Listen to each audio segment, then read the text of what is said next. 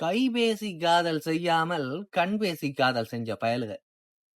முகப்புத்தகத்துல பேசாம முகம் பார்த்து பேசின பயலுக. மணிப்பசுக்குள்ள காசை வைக்க முதலே அம்மாட அப்பாட தம்பிட தங்கச்சிட லவ்வர்ட போட்டோவை சொருவி வச்ச பயலுக. வீதியில கூட்டம் கூட்டமா கூட்டாளியோட நின்று கூத்தடிக்கிறதையே பெருமையா நினைச்ச பயலுக. பாடசாலை நண்பனோட இன்றைக்கு வரைக்கும் பேசி கொண்டு இருக்கிற பயலுக.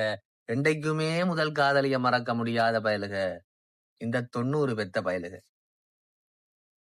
கையேந்தி ஒருவன் பிச்சை கேட்டா அவனோட ரெண்டு ரெண்டு நிமிஷம் பேசிட்டு போறவனுங்க இவனுங்க. வீதியில் ஒரு விபத்து நடந்தா உதவிக்கு ஓடுறவனுங்க இவனுங்க. நண்பண்ட தாயையும் தங்கச்சியையும் மனசார தண்ட தாயா தங்கையா நினைச்சவ இவனுங்க. இன்றைக்கும் ஒரு பொம்பளை பிள்ளை பார்த்து சிரிச்சா இது காதல் தான் என்று 100% நம்பும் வெள்ளந்தி இவனுங்க.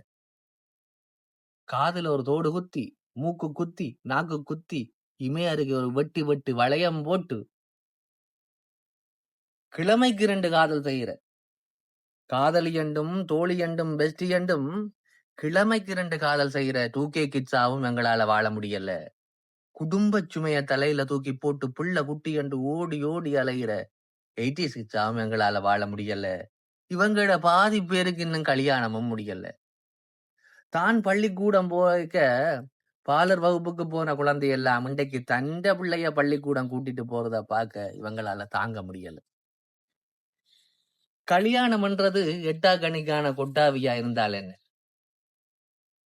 பட்டண்டு மாற உலகத்துல சட்டண்டு இவங்களால மாற முடியாம போனால் என்ன, இவங்க வெள்ளந்தி மனசு இன்றைய பெண்களுக்கு பிடிக்காம போனா என்ன, தூய்மையான இதயத்தையும் கரைபடியாத உள்ளத்தையும் புனிதமான நட்பையும் வச்சிருக்கிற 90s கிட்ஸ் என்றதே ஒரு பெருமை அல்லவா.